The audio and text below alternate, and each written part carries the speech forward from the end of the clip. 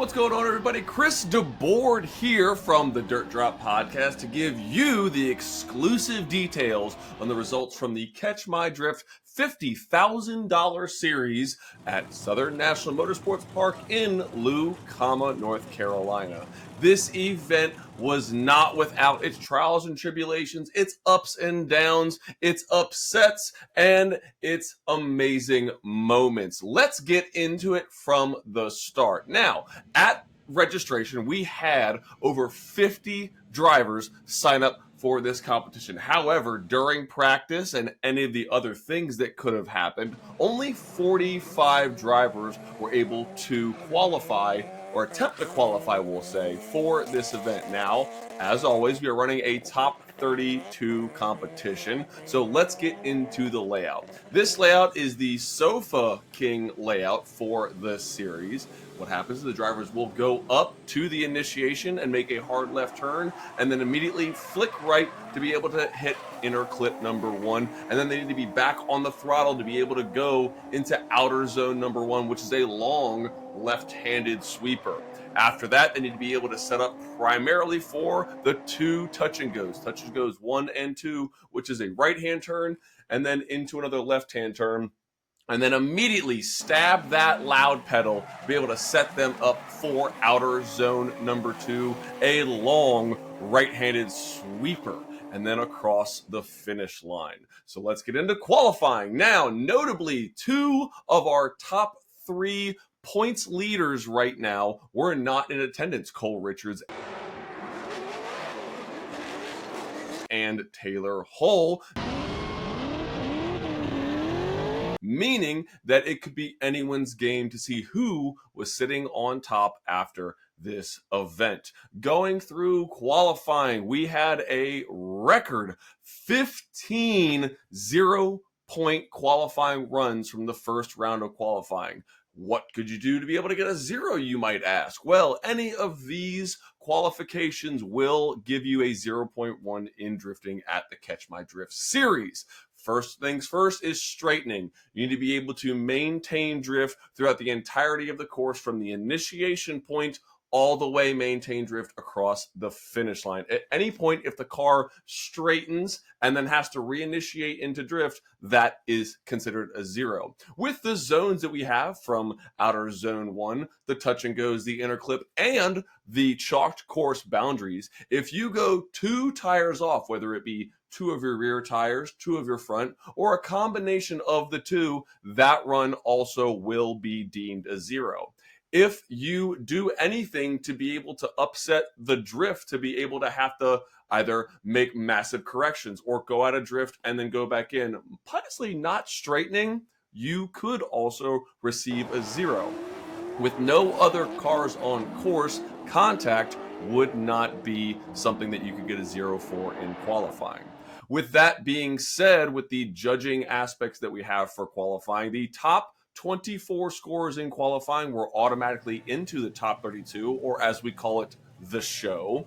And then you had the remaining drivers battling it out for those bottom 8 positions. Unfortunately, some people did have to get put on the trailer, but we were fully able to make a top 32 for the evening event.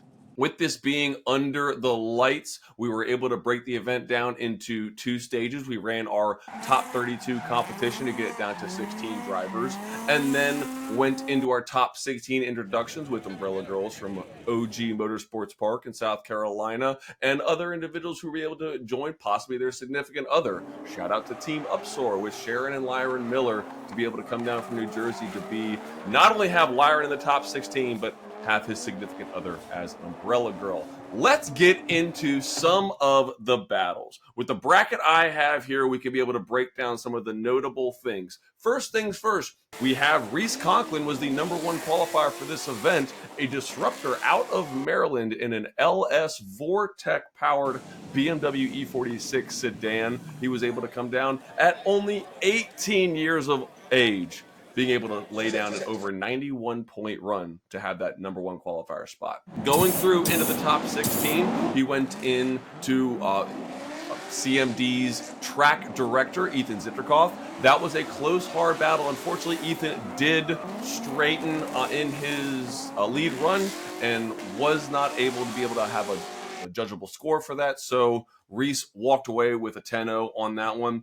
Jake Little in the LS7 powered C6 Corvette going up against CMD's favorite, Nick Abbott.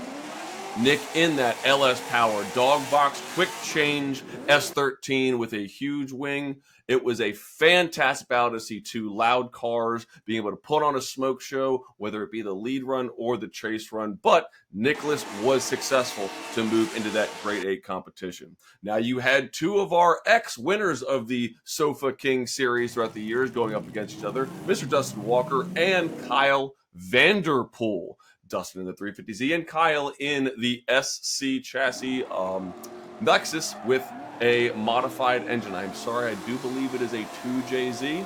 Don't quote me on that. That battle was extremely epic because it not only proved to go to a one more time, Dustin was able to prove that he was the bigger person to be able to go through, moving on to the Grade 8 on the left side of the bracket. Now on the right side, you had Andy Wright and Cody Doyle going right into top 16. Two LS-powered machines, Nissan versus BMW. That also went into a one more time. And we had Mr. Cody Doyle going up against his next opponent, which, again, Lyron Miller being able to make it into 16, going up against Gavin 3. Gavin, a newcomer to the series at CMD, has not run here in the loudest BMW E46 chassis that I have ever seen, with one of the biggest wings this side of the Mississippi. Gavin was able to take down Lyron in the battle of the large wing gang, and then moving forward to the next set of battles. Now, Jonathan Neeran, our number one points leader in the series, went up against Simeon Canaday. Simeon has never driven a competition before. The reason that is so important is because Jonathan Neeran at one point held a Formula Drift Pro license in not just this country, but also Canada.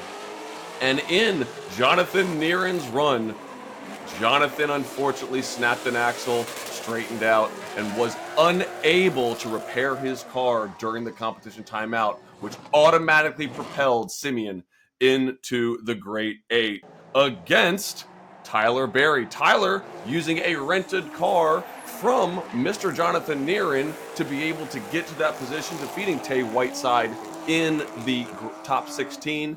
Moving back over, we have Reese Conklin going up against Mike Thomas. Two very, very, very impressive drivers, not only in skill and speed, but style as well.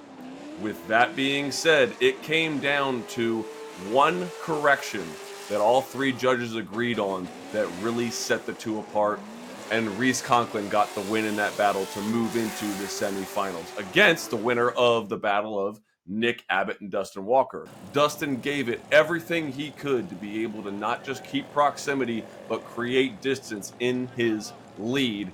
But unfortunately, it was a failed attempt, and Nicholas truly was able to earn that win to go to the semifinals. So that means Nicholas and Reese on the left side of the bracket to be able to go up against each other in the semifinals, looking for a top spot to go into that finals. Now, Nicholas is the only person out of these four people to be able to get points, as he is the only series pass holder out of these individuals. So you can understand, previously with me saying, this was a very interesting battle. Again, skill shows no loss between these people. Nicholas truly was able to create a very, very difficult chase run for Reese when he was out in the lead. Reese, first time at this track, first time competing in this series, and he went and he showed why he is a threat in that PWR BMW and was able to topple Nick to be able to advance to the finals. Now, going back to our other side of the bracket, let's talk about Gavin and Simeon. Two people never driven against each other except one time in practice, put on a show for our fans. Gavin I love you, but unfortunately he did break in the burnout box. So he was unable to make a second run against Simeon, and Simeon automatically advanced to the final, where an individual who has never competed against an individual who was able to get a top 5 finish at East 10 Drift for their Pro-Am licensing event for Formula D. It was a very, very, very tough call. The power and the skill and the competition prowess of Reese Conklin did end up being everything he needed to be able to take the win. So again, congratulations to Reese Conklin taking first, Simeon Candidate for taking second, and due to being the higher qualified driver, Gavin 3 for taking third, Nicholas Abbott for taking fourth. Check out Catch My Drift on social media, Facebook and Instagram for more information on that. And we will see all of you at our event in September for round 3 of the Catch My Drift $50,000 series. We'll see you on the track.